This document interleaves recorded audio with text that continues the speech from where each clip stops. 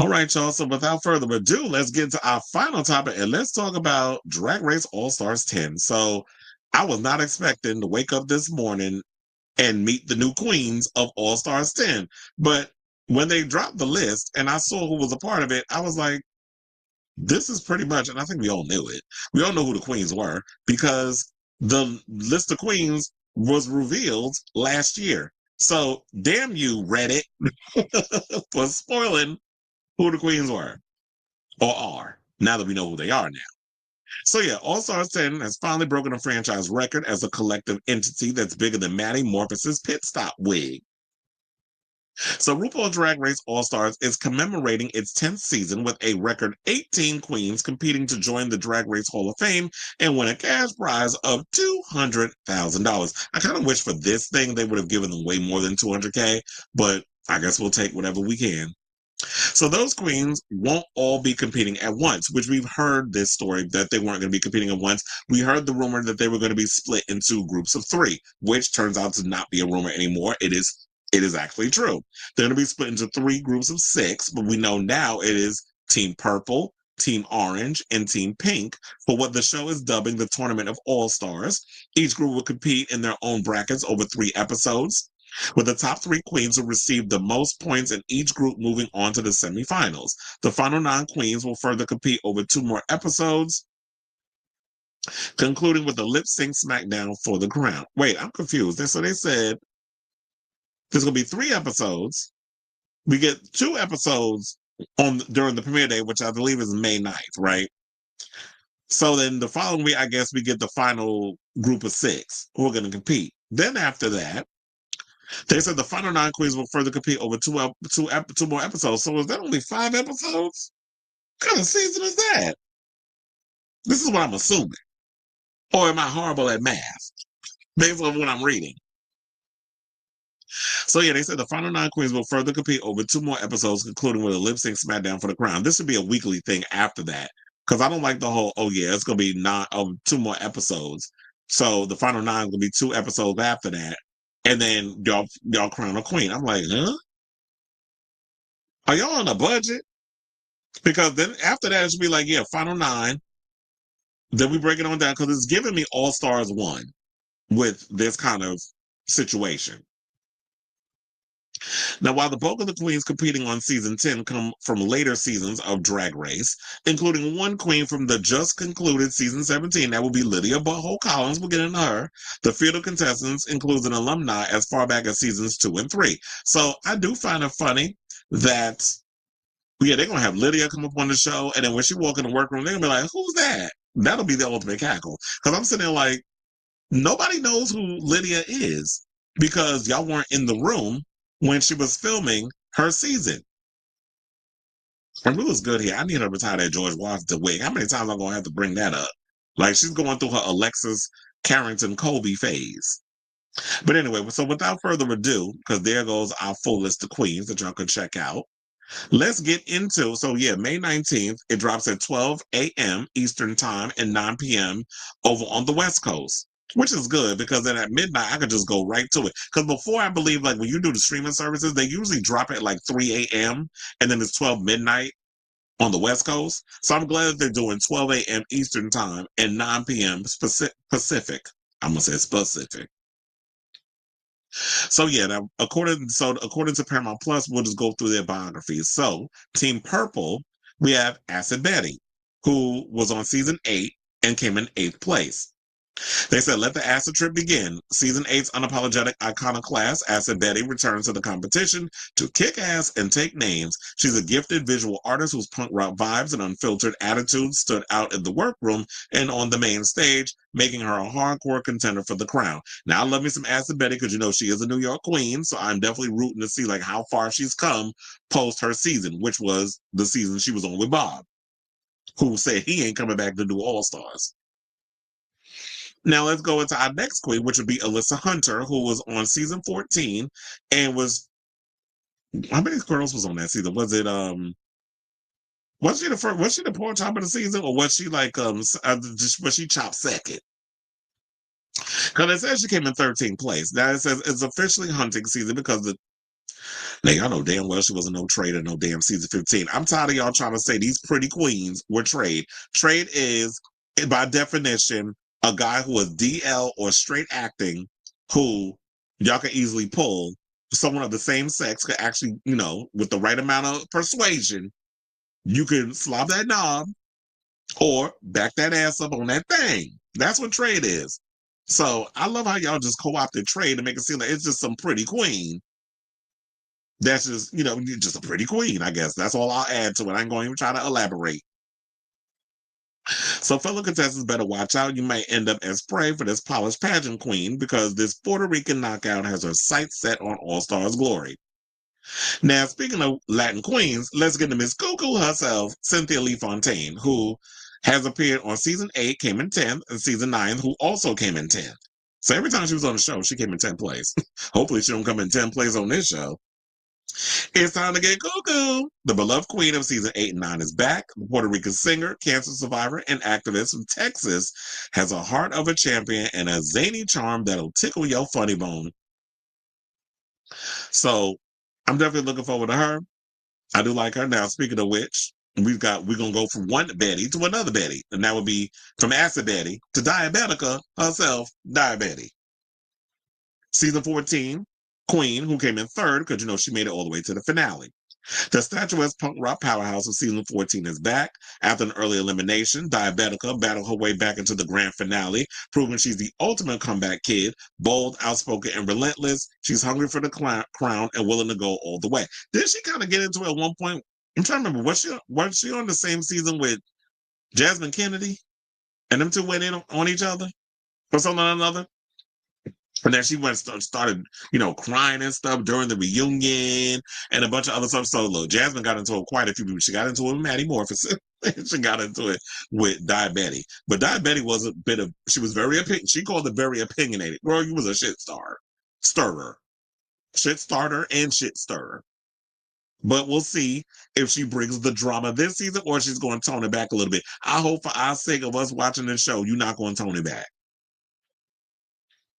Now, also on Team Purple, we have Denali, who was in season 13 in 8th place. Now, Drag's gold medal bitch has entered the tournament. Denali is an ice skating athlete turned lip sync assassin, and she trained hard for the Olympics of drag. Queens beware, she just might triple Lutz and leave the other queens skating on thin ice. And look, she said, since the show, she's been doing a lot of things. She's even drummed up a friendship with someone who I'm friends with, Crystal Waters. Shout out to her.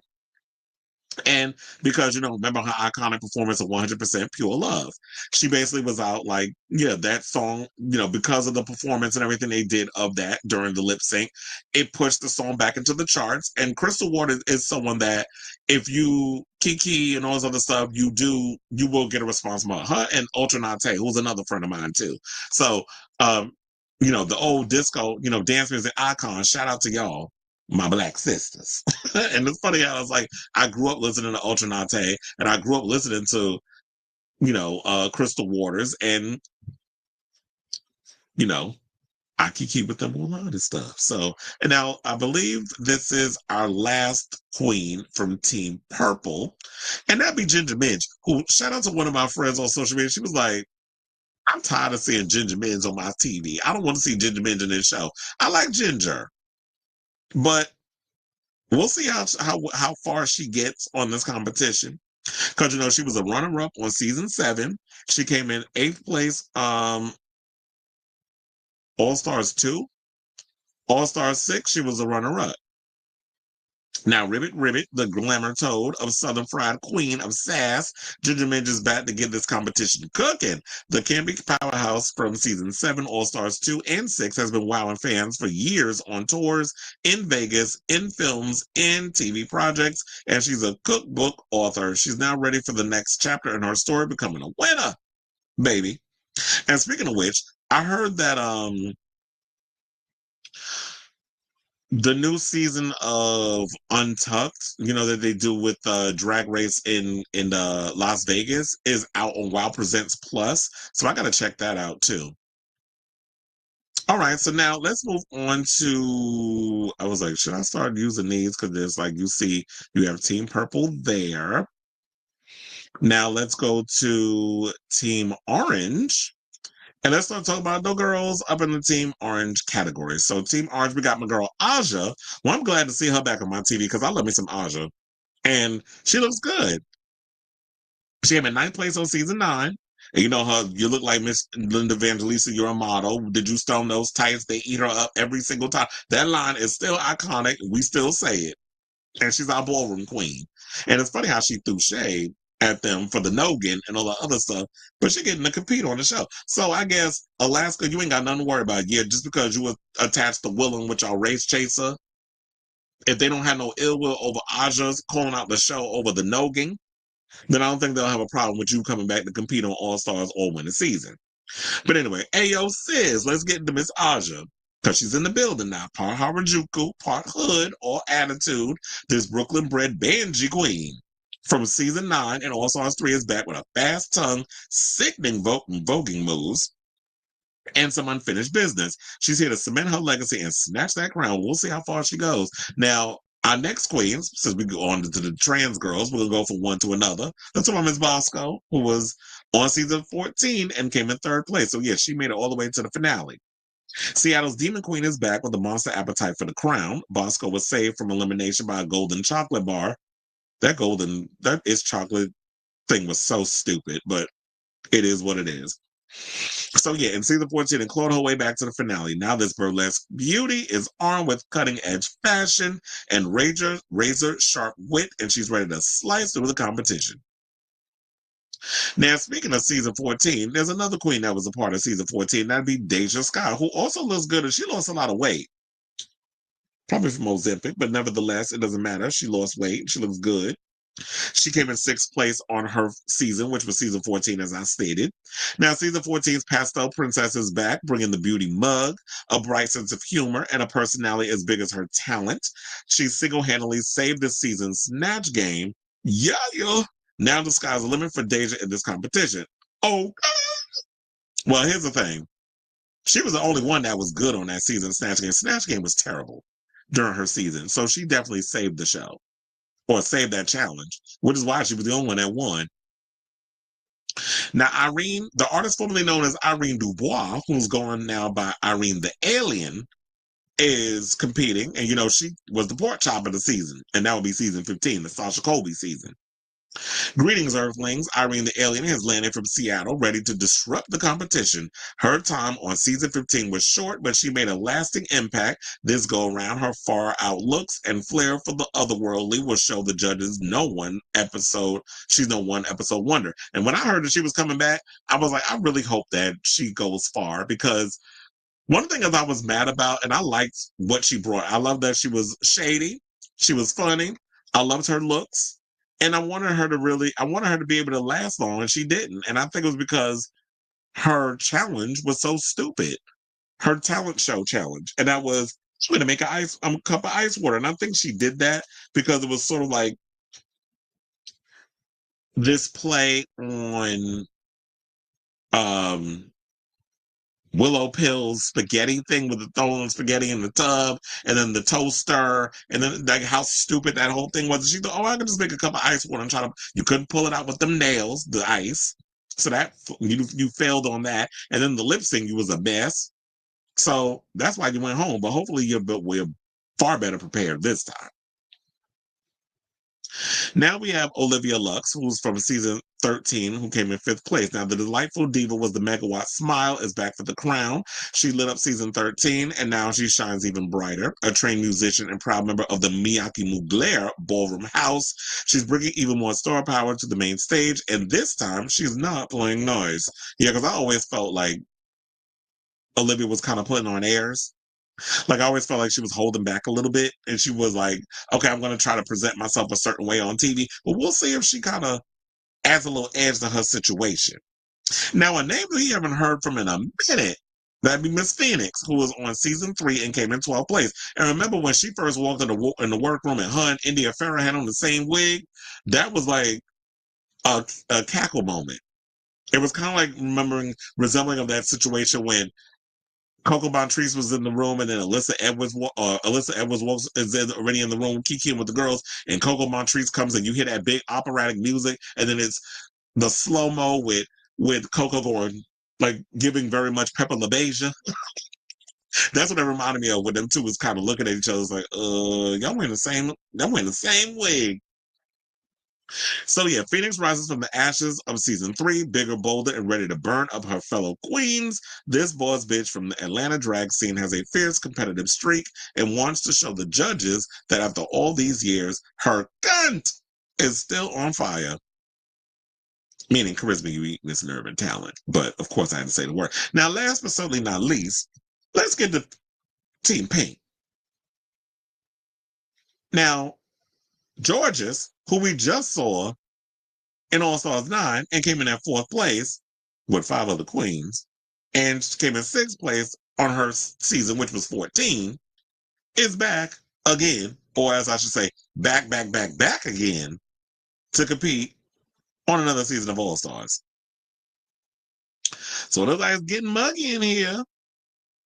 Because fresh off All Stars 9, the pint-sized diva from season 14 is back to gag the judges with her electrifying performances and remind the world that she was born to do drag. Spicy, stunning, and ready to slay, she's living proof that dynamite does come in small packages. Now, I'm as much I'm glad to see Georges. I will see what she brings with the upcoming season. We could never have too much Georges on our TV screens. Now we have Kerry Colby from season 14. Speaking of season 14, there's a lot of season 14 queens, if y'all notice. Kerry Colby, who came in 9th place on season 14, she's a beautiful baddie straight from the doll factory. She's serving face. I get face, beauty, face, body, and hair for the ages. Repping the legendary House of Colby, the confessional queen of season 14 has business to attend to, getting her puss perfect portrait in the Drag Race Hall of Fame. And at one point she was like, talking about that she didn't feel like she was really being her true authentic self when she was on the season. And I was like, yeah, because quiet as it's kept, the next season when your mama came on the show, and that would be Sasha Colby. Sasha Colby came in fully confident, was serving the girls, and we was looking at Kerry, which is like, I felt like Kerry was holding back. So hopefully in the new season of All Stars, you will be giving the girls, you'll be out here gagging the girls. Now, speaking of hopefully gonna gag the girls and don't mess up like she did on her current season, that just ended, that would be 17. Let's talk about Lydia Boho Collins. Now, I'm wondering, Ru, did y'all bring Lydia back because you need enough more, you didn't feel like you had enough time to keep saying butthole, like you like saying butthole, so you get to say it a little longer with the new season? Because I do feel like it's way too soon that you got her coming back. And I like Lydia, but what's the tea? Why you really brought Miss Lydia back? But we'll see, I guess, when we watch the show. So now the spooky kooky Lydia is making a U-turn back into the workroom to show that she's been on All-Star all along. Her irreverent drag and stamped mug took her far last season, but now this butthole is ready to go all the way, and she's itching for the crown. No ointment for that. Okay, well, so many of the butt-isms. Now let's get to our season 15 troublemaker, Mistress Isabel Brooks, who came in 3rd on her season. The heavyweight champion season 15 is back in the ring, ready to knock out the competition. The larger-than-life Houston diva pulls no punches when it comes to drag pageantry, and she lives to stir the pot. With Mistress, there are no safe words, no mercy, and zero tolerance for drag delusion. Get ready to submit. And we have 2 more queens. Now, our second to last queen would be Nicole Paige Brooks, who we haven't seen since season 2. And that'll be the Tyra Sanchez season. There are a lot of really good queens on that show. Tatiana. Was it Manila on that season? Or was that season 3? I'm trying to remember that far back. But look, Tyra Sanchez had a lot of good girls on her season. Shangela was on that season too. Hey y'all, Nicole Paige Brooks from Atlanta, Georgia. Now, 15 years after the season 2 debut, this veteran is back to show the children how it's done. And yes, her pronouns are legend and icon. That's what I would say if I walked in the workroom. My pronouns are legend and icon. That'll be my work. That'll be what I would say walking into the workroom. So now, last but certainly not least, let's get into our another New York queen who's about to turn it and burn it. And that'll be the one and only Tina Burner. Tinta Burnta, as I would say, who came in 7th place on season 13. So the camp comedy queen is back and ready to turn it and burn it. After blazing through season 13, the veteran diva is taking a pit stop from her tours and residencies to set up competition of Flame. And yes, she, as well as her pussy, is on fire. So I'm actually after all of this, if y'all have not seen the Meet the Queens, it's on YouTube. They have like the Queen reveal. They do a little Q and answer the girls' questions and showing them on the photo shoot. It just looks like it's gonna be a lot of fun. So I'm pretty much excited for what we're about to get with All Stars 10. But if they're about to give us 5 episodes, I'm about to be tight. Unless the episodes is real long, then I wouldn't be upset. But then again, I'd be upset regardless because I'm like 5 episodes and y'all gonna wiggle all this down, 18 queens and squeeze like just do 5 episodes on that, or am I reading this wrong? So that's all I got on this. So I want to hear from you all. What do you guys think of the Meet the Queens? I was actually surprised they dropped it this early. Like I thought they would drop it at least next week. I'm like, damn, y'all waited 5 days after y'all crown on your nerve to reveal who the new Drag Race girlies are on All Stars, which if you've been paying attention, I read it and all the rumors that was swirling, and I did do a little rumor mill thing a couple of, what was it, like last month or 2 months ago? I think all the people that I mentioned are who has actually been officially announced in all the press releases. So I definitely want to hear from y'all. So let me know what your thoughts are on this story in the comments down below.